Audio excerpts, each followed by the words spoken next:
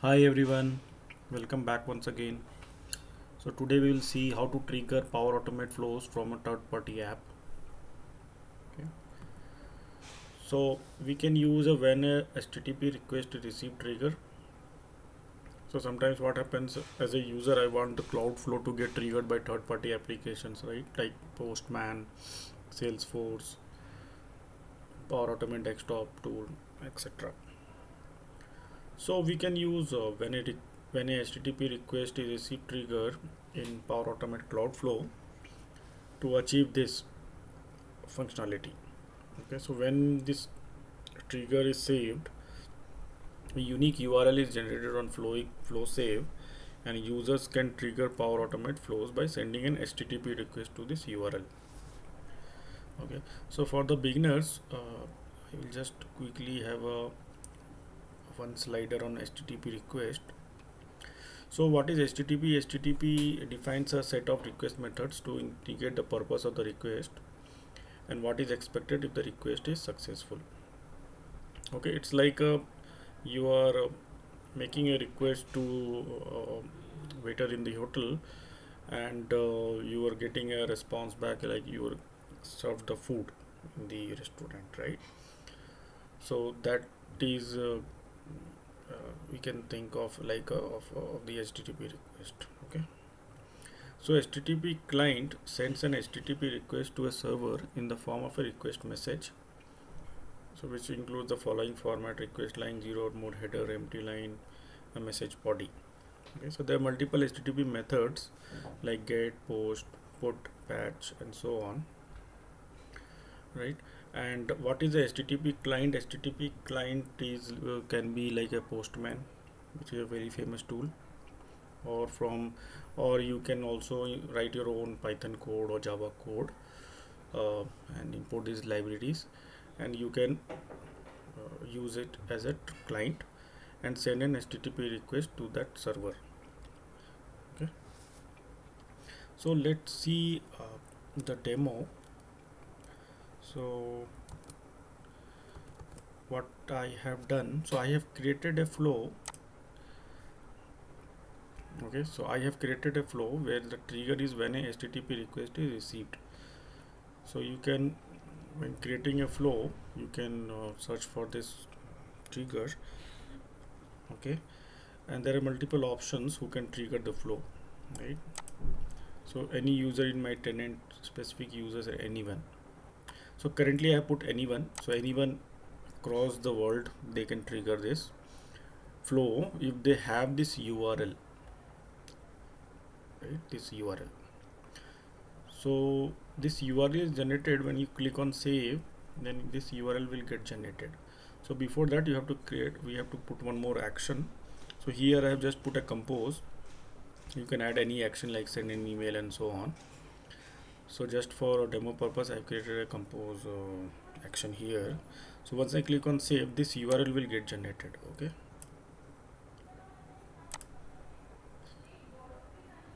okay. So, and this is a request body schema. This is, I have generated a sample one.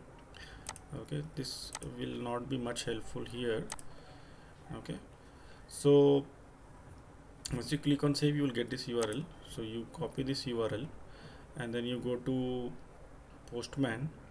Okay, and paste this URL and select this method as post. So it will populate these all these values automatically, API version and so on. Once you click on send, it will, this flow will get triggered. Okay, let me then do one more time.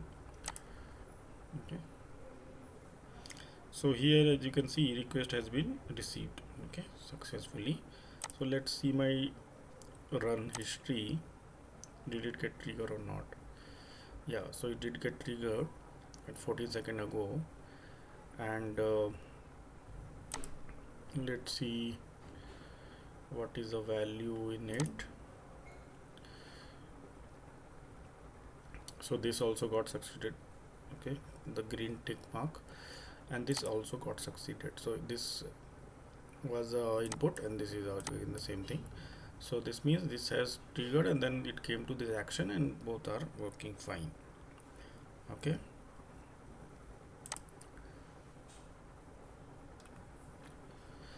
And let's see to trigger it from the Power Automate desktop tool also. Okay, so where is it at? Yeah. So I have created a Power Automate flow. Okay, you can give any name. I've given an invoke cloud flow name. Then you have to search for invoke web service, drag it over here. Okay, and paste that same URL. Okay, over here. Okay, so you will get an error if you don't escape this percentage sign. Okay, Power Automate tool will give you error. So what I did, I put a one more percentage sign at this place to escape this percentage sign. Okay, so this is the basic syntax of Power Automate tool. So don't forget to add one more percentage sign here. Okay, and then add a method post and then put this format application JSON. Okay, leave this blank. Okay, and let's run it.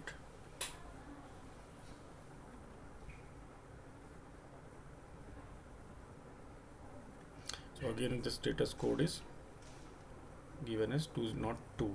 Okay, though there was no error is. Okay, so let's see if the cloud flow got triggered or not. Again we come to this run history. Yeah, so now you can see 21 seconds ago it has again got triggered. Okay, so this is how you implement this feature where you have a use case to invoke the Cloudflow from a third-party app.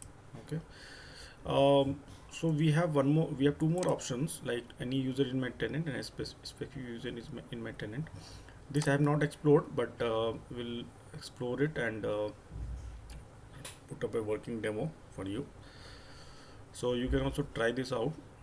Okay, and once you click on save here, this URL is generated. So this is very important.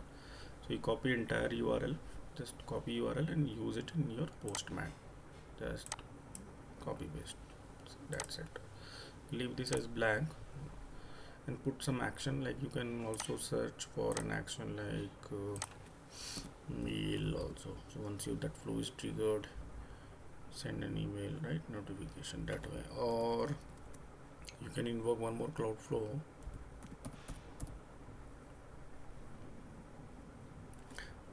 Or you can invoke some other connectors, or you can invoke a desktop flow also. You can add a desktop flow connector as well. Okay, run a desktop flow. So suppose you want to execute a desktop flow from Salesforce. Okay, so you can do the same way. You can create a HTTP post code in Salesforce, give this URL, okay, and invoke from Salesforce. Ideally it should work, right? And then it will come here and trigger the desktop.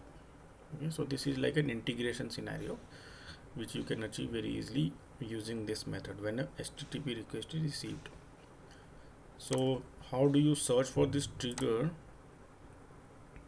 So I was facing some issue. I was searching using HTTP, it was not coming. Okay, yeah, now it has come. So you need to select this one when a HTTP request is received. Okay, so this I've done here. And then you can add any action, run a flow built with Power Automate for desktop or Compose. Okay, or even an email.